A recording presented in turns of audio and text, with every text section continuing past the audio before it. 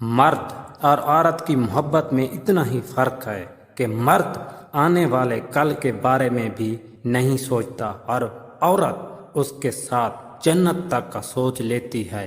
مرد ہر دفعہ عورت سے ایک نئی ادا مانگتا ہے اور اپنے لیے صرف ایک ہی انداز حیوانیت کافی سمجھتا ہے۔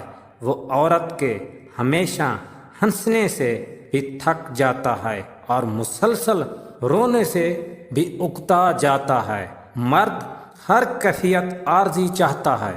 جب آپ کا ضمیر اور نیت صاف ہوں تو اس بات سے کوئی فرق نہیں پڑتا کہ کوئی آپ کو اچھا کہتا ہے یا برا، آپ اپنی نیت پہ جانچے جائیں گے، نہ کسی اور کی سوچ پہ۔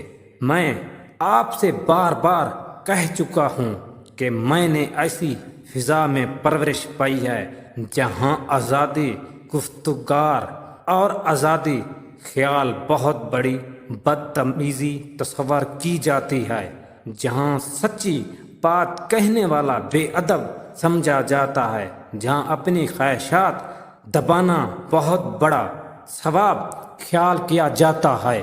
عورت ذات کے بہت روپ ہیں اے ابن آدم، یہ مظلوم ہو یا ظالم، طاقتور ہو یا کمزور، ہر روپ میں تمہیں تباہ کر سکتی ہے اگر کرنے پہ آ جائے تو۔ عورت کی بربادی اس وقت شروع ہو جاتی ہے جب اس کے حسن کی تعریف ایک غیر مرد کر رہا ہو اور وہ کم عقل اس پہ خوش ہو رہی ہوتی ہے۔ علم یہ نہیں کہ بات کتنی گہری اور الفاظ کتنے ہیں، بلکہ علم یہ ہے کہ بات کتنی ضروری اور الفاظ کتنے سادہ ہیں۔ عورت کی دو چیزیں پکڑنے سے عورت بے قابو ہو جاتی ہے۔ نمبر 1 محبت سے کلائی پکڑنا، نمبر 2 پیشانی پر بوسہ دینا۔